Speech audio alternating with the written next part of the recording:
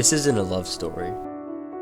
This is the story of a boy and girl and how growing up changes you, whether that be for good or bad. Personally, I think this is the most true depiction of growing up. It doesn't glorify it, it just tells you the truth. And that's why, at least for me, it's a hard watch. Not in the conventional way, but in a way where I'd rather pretend and ignore it as long as I can. This movie is really 3 short films in one: Cherry Blossom, Cosmonaut, and 5 centimeters per second. The movie starts with them meeting in elementary and becoming best friends, even though they would be bullied for their closeness. But that all changes when Akari has to move away. We see Takaki change. He gets more emotionally unattached, later leading to his next relationships failing. Next, we see them a little later after Akari moved. They still stay in touch, but it's just not the same. Since this is set in the 90s, they have to communicate through letters. But one day, Takaki goes to see Akari, but after a slew of problems, he's several hours late. He's stressed and angry with himself, thinking she had to have left by now. But she's there, waiting for him.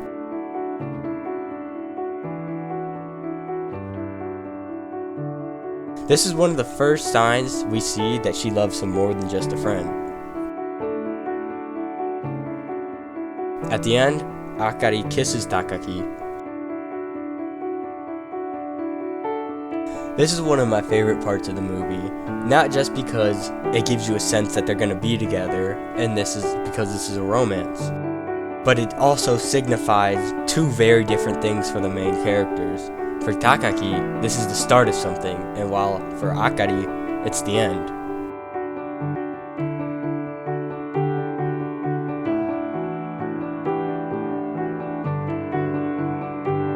Next, we jump forward to Takaki's last year in high school.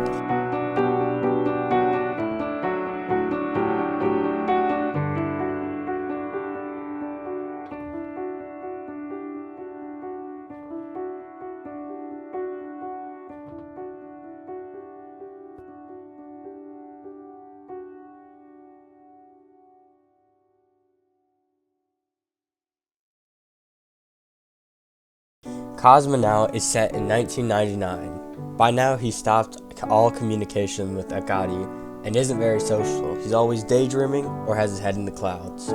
Here, we meet Kanae Sumida, a girl from Takaki's class who is really shy but loves Takaki, while he isn't over Akari.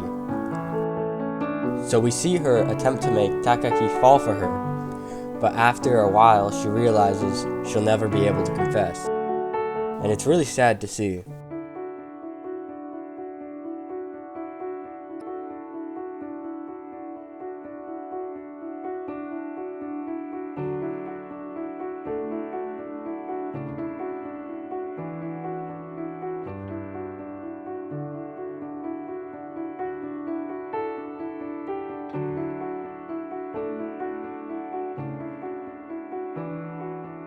This part of the movie is actually breathtaking. It is one of the most visually stunning movies I've ever seen.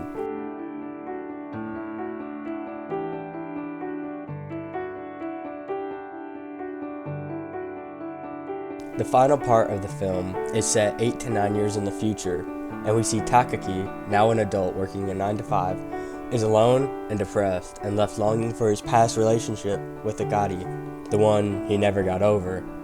I know I've been saying this movie is about growing up and apart, and it is, but it's also about moving on and not holding on to the past.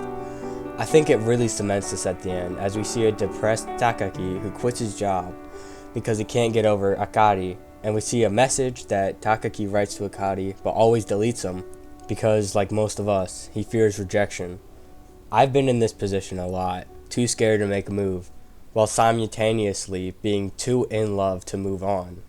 We see this in the final scene. Takaki is walking through a railroad crossing and he walks right past Akari, and as they turn around, the train goes past, almost like metaphorically cutting each other off from each other. This is just such a good movie. I know some people say they don't like it because it's boring at times, and it is, but it's realistic. And this is one of my favorite films visually.